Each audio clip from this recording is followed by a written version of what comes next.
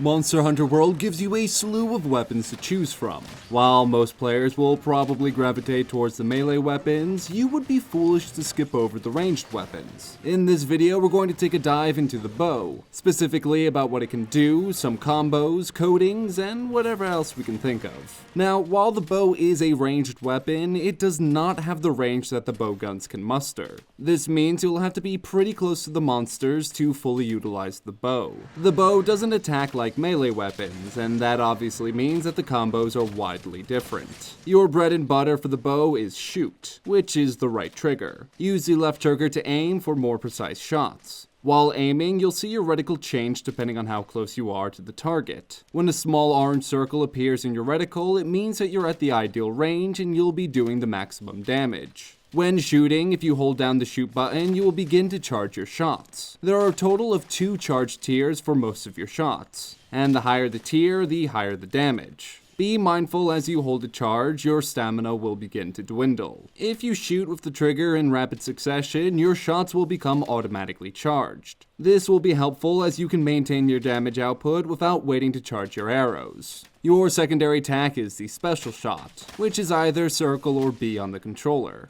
The abilities differ from bow to bow, but in the beginning of the game you'll have quick shot, power shot, and arc shot. With quick shot, you will shoot out a 3-arrow spread in front of you, but the range is very low, so you'll have to be quite close to the monster to actually do damage. If you quick shot in rapid succession, it will increase in damage and ability. Power shot is pretty much just an improved version of quick shot, where it'll just do increased damage. However, it is affected by the charge tier you're at. Instead of going from quick shot into power shot, you can shoot normally then go into a power shot. And finally, with arc shot, you shoot a giant spike thingy into the air, and then a volley of spiky balls fall from the sky. You can immediately perform an arc shot by aiming and holding down the shoot trigger, then pressing circle or B. You don't have to wait until you hit the first charge tier, so you can just shoot it out pretty immediately. The damage of the arc shot will increase on the second charge tier, so be mindful of that.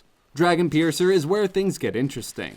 By pressing Y and B or triangle and circle, you drag an arrow on the ground and become anchored. You slowly charge a powerful blast that will literally pierce through the monster. This attack has a long charge time and you'll have limited control of aiming, but it will devastate most monsters. Dragon Piercer also scales with your charged shots. To fully maximize your damage with the Dragon Piercer, try to shoot the monster at the head or the tail so it travels through the monster. If you attempt to dodge while aiming, you'll perform a charging sidestep. You do a stylish dodge while still maintaining your aim. This also brings you up a charging tier. This ability makes the bow stand out as you have to be light on your feet while maintaining your damage. Coatings are also a special characteristic of the bow. These kinda act like the ammo of the bowguns, but you never have to worry about reloading. Each coating will do something unique, like poison or paralysis, and it will vary what coatings are available for each bow. This means you can style yourself more as a damage-dealing bow user, or one that brings some tricky utility to fights. Some other quick things about the bow.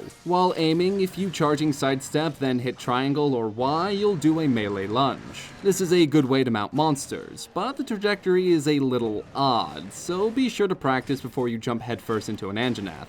You can also do this really cool Legolas looking attack where you run off a wall and then shoot in the air. I've only managed to pull this off on trees where big mushrooms grow out of them, and you really can't aim with it. But it looks cool as hell, so there's that. The bow is also very stamina dependent. Quick shot is the only attack that doesn't require stamina to use, so you must be very mindful of your stamina while hunting. Now that we got the basics out of the way, let's look at some strong combos. Just shooting 3 times with the shoot button is a reliable combo to perform. Not flashy, but it gets the damage out. Remember, with each successful shot, you're charging your attacks, which means your other attacks are improved as well. So you can shoot, then go straight into a power shot, or you can shoot twice, then follow with a charge tier 2 power shot, or shoot 3 times, then a charge tier 2 power shot. The 3-shot then power shot is the main rotation that you want to do. It does reliable damage without sacrificing too much mobility. You also want to try and position yourself at the side of the monster to really capitalize on the spread of the power shot.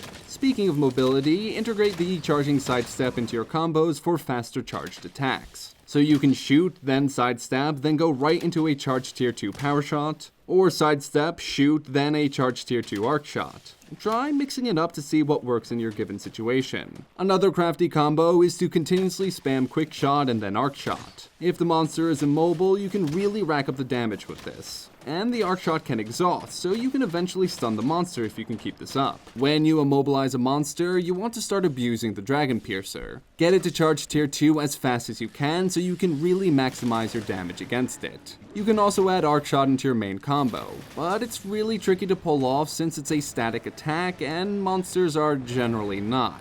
However, if you can pull it off, shoot 3 times, then a power shot, then follow up with an arc shot, then another power shot, then finish the combo with a second arc shot. This should eat up most if not all of your stamina, but it will really put the hurt on the monster. Again, that is if the monster stays inside your spiky shower, so use this only when you have the monster immobilized. Personally, I like to try and combine this combo with the Dragon Piercer for immobilized monsters. So shoot 3 times, power shot, arc shot, then Dragon Piercer.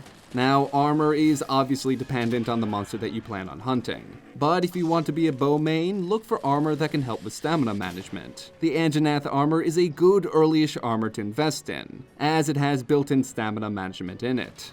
When you're out hunting, make sure you bring materials so you can create more coatings on the fly. Nothing is worse than running out of blast coating against the Barroth. Your arc shot does impact and exhaust damage, which means it can break off certain parts of monsters and can knock them to the ground. Interestingly, your normal shots also count as sever damage, which means that they can cut off monster parts. The bow is the only weapon that can do both impact and sever damage, so make sure you're hitting the right spots. Follow this guide and you'll be well on your way of becoming a master bowman. And that's it for the video. If you enjoyed what you saw, be sure to like and subscribe. Check back every weekday for another Prima 365, and for more content like this, be sure to head over to primagames.com.